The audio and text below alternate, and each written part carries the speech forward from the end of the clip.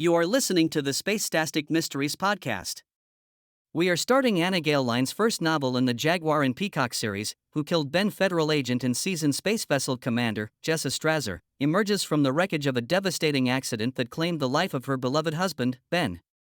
Returning to her duties with a heavy heart, she grapples with grief and unanswered questions, determined to uncover the truth behind the tragedy that shattered her world. As Jessa sifts through the remnants of her past life, she stumbles upon a mysterious box of items left behind by Ben. Within its depths lies a chilling revelation: the accident that claimed Ben's life was no mere mishap, but a deliberate act of sabotage. This is episode 2, The Box. If you have not subscribed, do so now, and if you are on YouTube, hit the bell to be notified of new episodes. Once inside my office, I sat on the window seat. It surprised me when Reggie jumped onto my lap. I hugged her tightly. I knew how horrible the last few months had been for her. Reggie had been Daddy's girl. She used to flash Ben a hangdog expression, and he would let her out of her chores, punishments, and gave her whatever she wanted. So when I made her do her homework, clean her room and follow the rules, she saw me as the mean parent. After the accident, Reggie blamed me for Ben's death. In one of her angrier rages, she screamed, "I wish you died instead of Daddy." I knew she didn't mean it. I knew it was the grief talking. But it hurt me just the same. The death of a parent caused difficulty for anyone, but for my almost 8-year-old, her father's death traumatized her. Her willingness to hug me told me her grief had begun to subside and a glimmer of hope had returned. After a few moments, I released Reggie from the embrace. Looking at her, I pushed her dark hair out of her eyes. It amazed me how much she looked like Ben. Her nose and large cappuccino-colored eyes were definitely his. "You'd better get to class. Aunt Joey's waiting for you," I told her. I pulled her forehead forward and kissed it. Reggie kissed my cheek and then ran toward the doors on the right side of my office that led to the adjoining suite she and Joey used as a schoolroom. After Reggie's birth, Nate and Ben's sister Joey signed on as Reggie's companion, and later on as her teacher, while I worked. Since then, Joey and I became close, almost as if we were sisters instead of sisters-in-law. I settled back into my place on the window seat when the doors chimed. I sighed deeply. When would I ever get a moment to finish these personnel records? The Liberty remained docked for another half hour. In the meantime, I expected to study the files while everyone settled in. Silly me, I thought. "Come in," I ordered the person on the other side of the door. I picked up my Quan pad and scrolled through Dr. Lex Manning's file. Even when I heard the swish of the doors opening, I didn't look up. "What did you do to them?" demanded the familiar masculine voice. Out of the corner of my eye, I saw him step up to my desk. His hands held a large box. Major Nathaniel Masters reporting for duty. I raised my head and gave the man a long appraising look, trying to calm my racing heart. Standing a few inches taller than me, not an ounce of fat existed on Nate's lean, muscular physique. "I may be a grieving widow, but I am certainly not dead," I reasoned. "There is nothing wrong with looking as long as I don't touch." Did I find Nate attractive? Yes. But was I going to act on it? No. It was too soon to even consider dating again. Dating, I cringed at that word. I didn't enjoy dating the first time, the first dates, the swapping of life stories, the anxiety of who was going to pick up the check. I didn't want to go through that again. Maybe staying single would be a better option for Reggie and me. Being a federal agent, a star vessel commander and a mother kept me pretty busy. There was really no room in my life for another man. Yes, I decided in that instant, that was the plan, to stay single. Under my close inspection, he ran his fingers nervously through his thick, jet black hair. Somehow having Ben's brother around made Ben's loss a little more bearable. But it didn't make me miss Ben any less. "Jaguar," I spoke in a deliberate tone, motioning him to sit. I walked slowly from the window seat to my desk, brushing against the large curtain that hung on the wall behind it. "General Graham told me to give this to you," Nate replied, setting the box on my desk. When I settled down in my desk chair, he sank into the chair opposite me. After staring at the letter taped to the box for a minute, I read it aloud. Peacock, Ben gave this to me a week before he died. He told me to give it to you in case anything happened to him. I didn't give it to you right away because I didn't think you were ready to go through Ben's affairs. Now just seems like the perfect time for you to deal with this. All my love, Graham. Nate and I exchanged glances. What's in the box, I wondered. Why did Ben deliver it to Graham and not to me? He gave it to Graham a week before he died. Did he suspect someone was trying to kill him? I didn't have any answers, only questions. Lots and lots of questions. Nate picked up his chair, placed it less than an inch away from me, taking his seat in it again. Are you sure you're ready for this? Nate posed, putting his hand on top of mine. A shiver rushed through my body at his touch. I let out a long sigh. Yeah, I am. I freed my hand from his, feeling slightly embarrassed as if I were a teenager who had been caught kissing her boyfriend by her parents. Why did I feel this way around Nate? Nate reached into his jacket pocket and pulled out a small knife. Standing up, he moved over to the desk and sliced open the box, then sat down. I lifted the flaps of the box.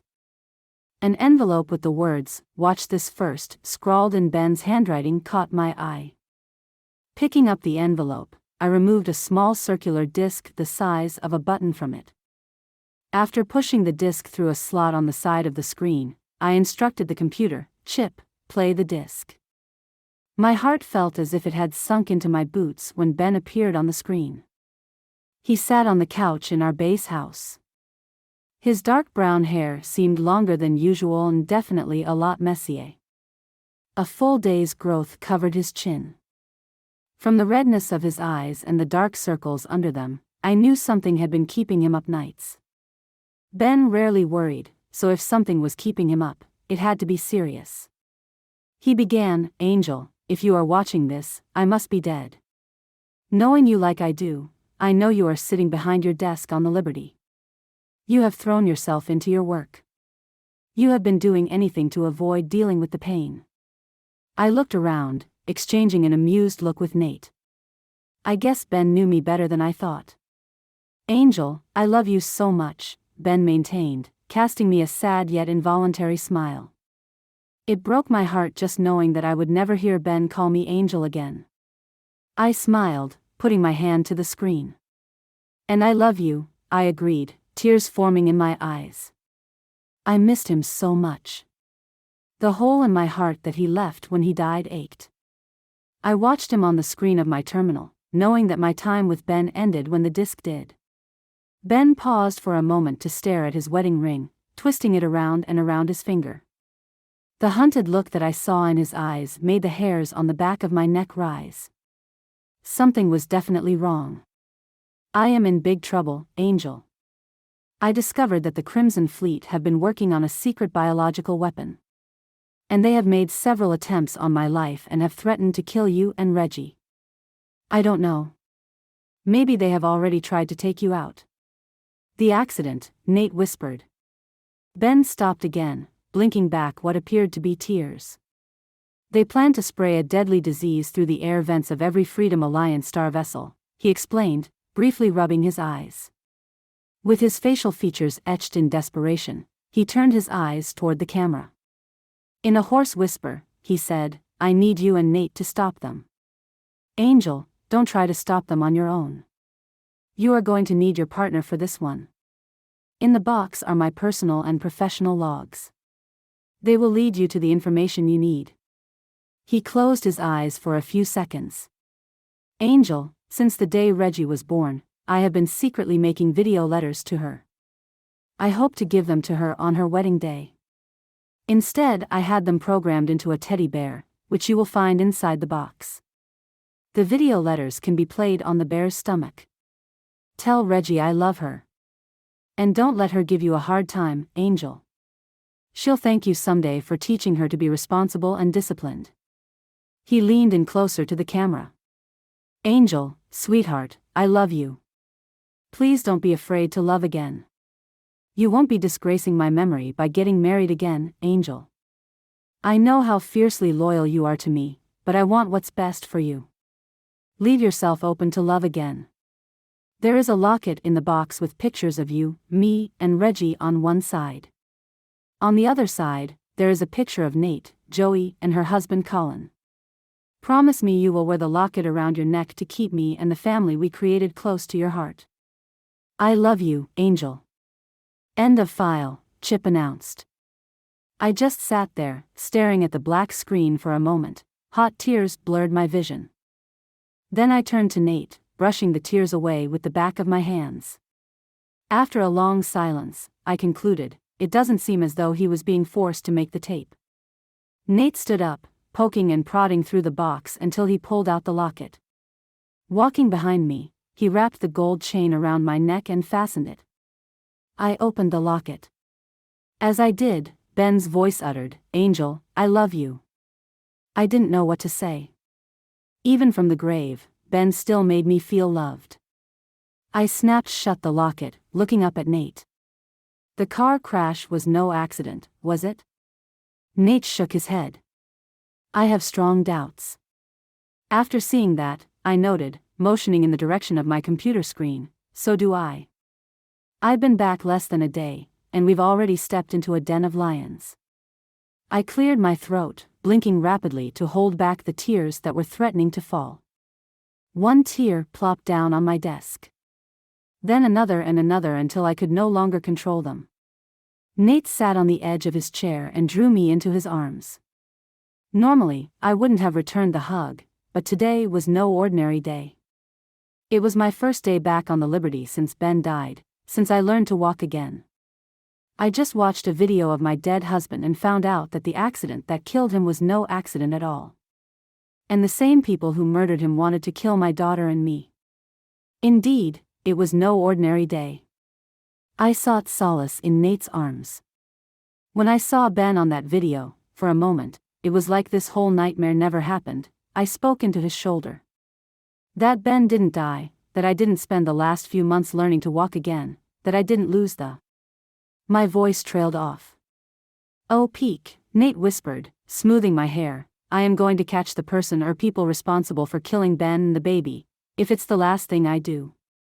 I lifted my head to peer at him. "Not without me, Jag, you aren't." "Jaguar and Peacock on the trail of the bad people once again," Nate replied without a moment's hesitation. He always said that arguing with me was like banging his head on a brick wall. Afterwards, his head hurt, and he was no farther along than when he started. "What do we know?" I pulled out the middle drawer of my desk, retrieving a black marker. After closing the drawer, I wheeled my chair to a heavy ceiling-to-floor, red velvet curtain behind my desk. I tugged on the rope cord next to the curtain, unveiling a large marker board. "We have a Crimson Fleet spy on board." I wrote it on the board. "We know that the spy is among the senior staff," Nate added. He rose from his seat and moved his chair closer to the board. Ben stumbled onto the Crimson Fleet's plans to create a biological weapon. While jotting down everything Nate said, I continued, "And members of the Crimson Fleet threatened to kill Ben and his family. Now Ben and our baby are dead." "What was the last case Ben was working on?" Nate asked, tilting his head to gaze at me.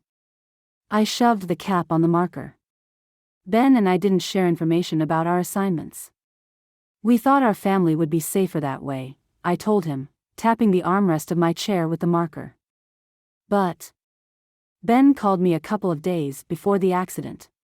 He sounded weird. I don't know, Jag, something was off."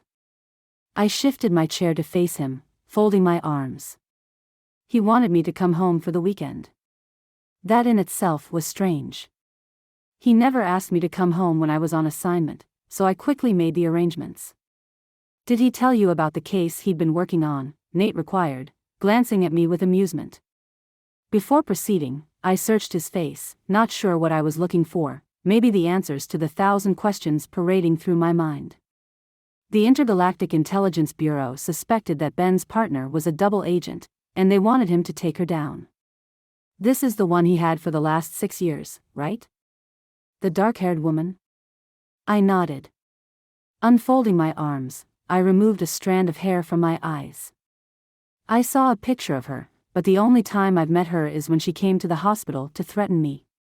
His jaw dropped so far that I thought I was going to have to pick it up off the floor. She did what? When he calmed down, he raised one eyebrow in a questioning glance. What exactly did she say?